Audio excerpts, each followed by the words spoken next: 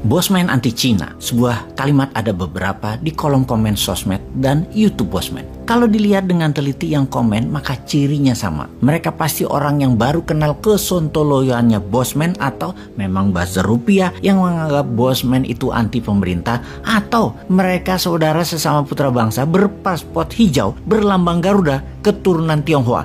Namun yang ini hanya 5% alias kecil banget dari yang komentar. Mereka merasa tertohok oleh Bosman dan mengatakan Bosman anti Cina. Kita jelaskan, terutama untuk sahabat dari keturunan Cina di Indonesia yang mengecam Bosman. Walau hanya 5%-an dari yang mengecam, kecil sih. Namun ini penting karena yang terbesar adalah para buzzer yang dibayar pejabat menggunakan uang jabatan. Juga di belakangnya ada para taipan. Buzzer ini kita nggak pedulikan, mereka sampah. Mereka akan kena tulahnya sendiri ketika pejabat-pejabat yang mereka lindungi pada nggak jabat lagi atau pensiun. Habis aja mereka para buzzer ini. Kita kembali ke topik. Sekali lagi, pernyataan Bosman anti Cina harus diluruskan. Secara pribadi, pernyataan Bosman anti Cina itu menggelitik rasa patriotik nasionalisnya si Sontoloyo ini. Ini adalah framing yang dibuat buzzer. Karena memang buzzer tugas utamanya adalah membelah-belah dan membuat orang yang dianggap musuh pejabat yang sedang berkuasa saat ini harus dibenci oleh masyarakat semua. Dan yang paling gampang adalah mengopini kesukuan. Jadi di sini kita menjelaskan beda Tionghoa, Chinese, Cina, dan Tiongkok.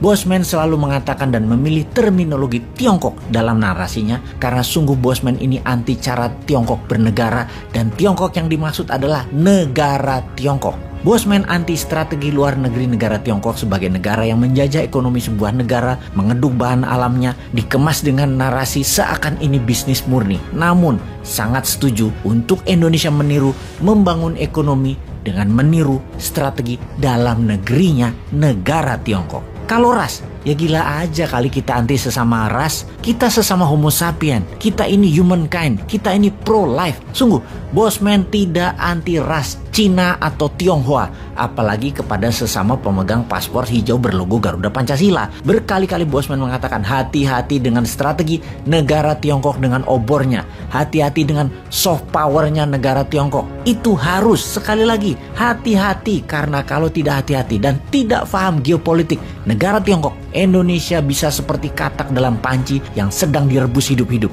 Indonesia tidak akan terasa di awalnya, sampai tahu-tahu ngambang aja, mati aja. Mau bukti? 7 tahun Tiongkok berkontribusi di Indonesia misalnya, membangun nikel di Sulawesi, membangun power plant batubara, infrastruktur, jalanan, kereta api. Apakah membuat Indonesia menjadi negara superpower? Kita buktikan dengan pertumbuhan GDP per kapita 2014 adalah sekitar $3.800. Sekarang 4.300 alias hanya naik 12% atau tidak sampai 2% setahun. Mana katanya membuat Indonesia makmur itu kalau GDP per kapitanya di atas 12.800 atau 15.800 GDP per kapitanya seperti Tiongkok, atau sekalian aja $60.000 GDP per kapitanya seperti Singapura. Oke, maaf kita tidak membicarakan lebih jauh hal ini ya. Kesannya pejabat sekarang tidak bisa membangun dan serba salah. Sesungguhnya Bosman yang sontolo ini, yang orang bodoh ngaku pinter ini, hanya ingin mengatakan Indonesia itu Ferrari. Kenapa hanya digas 30 km per jam sih? Pada bisa nyetir nggak sih? Sungguh banyak cara untuk membuat Indonesia berdaulat dan hal itu yang dibengok-bengok oleh Bosman. Dari teori sampai praktek yang dibuktikan walau skala kecil-kecilan di usaha pribadinya Bosman. Nggak pakai uang negara, nggak pakai uang Pemda. Itu yang bikin gregetan. Yang kalau begini-begini aja, 70 tahun lagi baru jadi negara kelas menengah yaitu 12.800 GDP per kapitanya.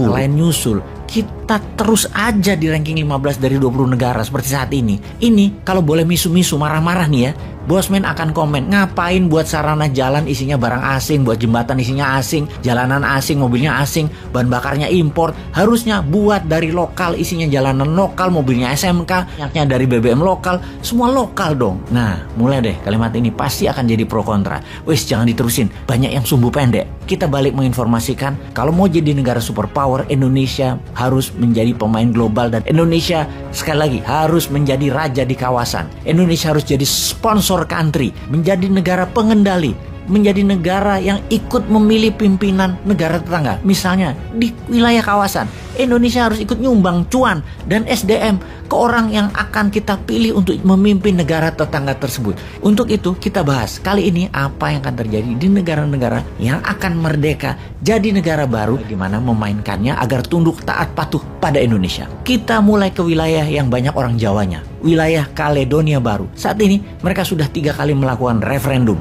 Saat ini Kaledonia Baru masih bagian dari negara Perancis. Hasil referendum 2021, 53% penduduknya masih pro Prancis. Tapi trennya naik dibanding 2 kali referendum di tahun-tahun yang lalunya. Populasinya 260.000 penduduk dan 30 ribuan orang tersebut adalah keturunan Jawa, di mana sisanya adalah ras 60% Melanesia dan imigran lainnya. Sejarah panjang jajahan Perancis tentang Kaledonia Baru ini. Dan apa sih isu menarik dari Kaledonia Baru?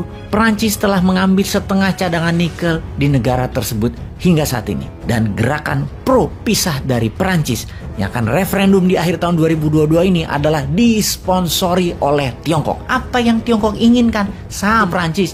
Tiongkok mau ambil nikel yang cadangannya sangat besar. Bahkan dikatakan bisa sampai kebutuhan 1/4 dunia adalah dari Kaledonia Baru. Satu lagi wilayah yang tak kalah menarik. Karena negara-negara Pasifik adalah negara-negara kepulauan.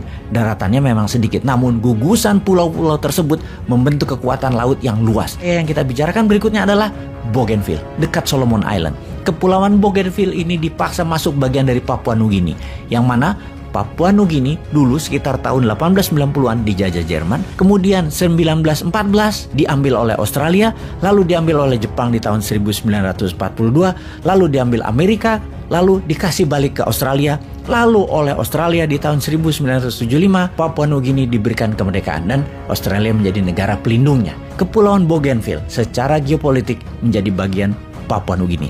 Namun sejak tahun 80-an protes mereka dan ingin lepas dari Papua Nugini. Gerakan separatis ini menguat, namun di tahun 2001 terjadi perdamaian. Perdamaian semu tentunya, hingga akhirnya ada referendum di tahun 2019 kemarin. Keputusannya, 98% masyarakat ingin lepas dari Papua Nugini. Bougainville di tahun 2027 berdasarkan referendum 2019 akan menjadi negara merdeka. Yang hebatnya, sebuah pelabuhan laut besar penangkapan ikan sedang akan dibangun di sana oleh siapa lagi kalau bukan Tiongkok. Sahabat, semoga paham. Indonesia ke depannya harus bagaimana kalau mau menjadi global player. Sekedar mengingatkan, 2 negara baru tadi tetangga kita yang jauh dari mainland Tiongkok. Dan apalagi ada 5 negara baru lainnya yang akan kita sebutkan sebentar lagi.